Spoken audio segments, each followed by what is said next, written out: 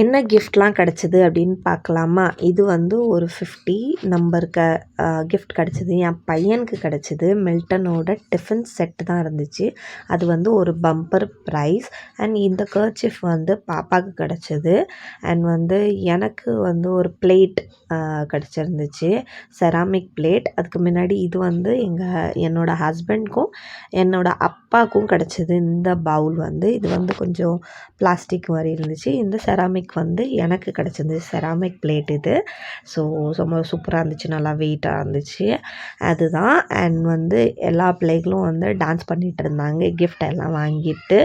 And bumper price அப்படின்னு சொல்லியிருந்தேன்ல, அது bumper price அப்படின்னா என்னாக்கி ஃபர்ஸ்ட், செகண்ட், தேர்ட் அண்ட் 25, 50, 75, 100 இதுலலாம் வந்து பெரிய கிஃப்ட் இருக்கும். அந்த மாதிரி தான் இருந்துச்சு.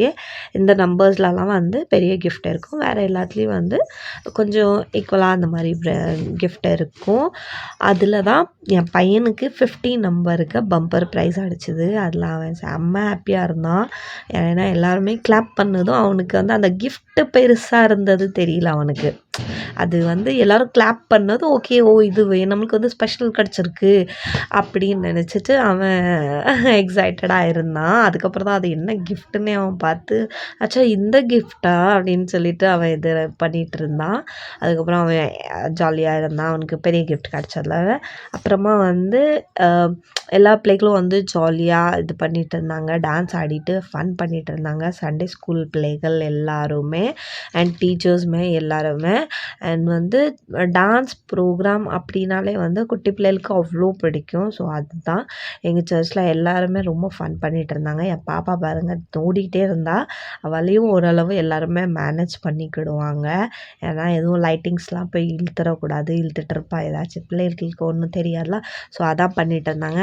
அண்ட் வந்து சின்ன சின்ன சண்டே மਤਲਬ கிறிஸ்மஸ் தாத்தாவும் ரெடி ஆகி வந்திருந்தாங்க.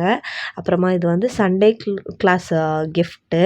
இது என் பையனுக்கும் என் பாப்பாவுக்கும் ஒன்று கிடச்சிது. இதில் இந்த பிளேட்ஸில் வந்து அப்புறமா இந்த ஒரு பிளேட் வந்து சேஞ்ச் பண்ணிட்டாங்க. இது வந்து ரொம்ப குட்டி பிள்ளைகளுக்கு உங்களுக்கு பையனுக்கு வேறு அப்படின்னு சொல்லிட்டு அதை சேஞ்ச் பண்ணி கொடுத்தாங்க. அதுக்கப்புறம் வீடியோ எடுக்கலாம் நான் மறந்துட்டேன்.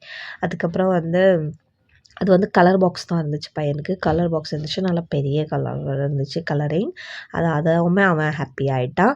அப்புறமா வந்து பாஸ்டர் ஐயா வந்து ப்ரேயர் பண்ணி எல்லாம் முடித்தாங்க. அதுக்கப்புறம் வந்து எல்லோரும் வந்து குரூப் ஃபோட்டோ எடுத்துகிட்டு கிளம்பியாச்சு.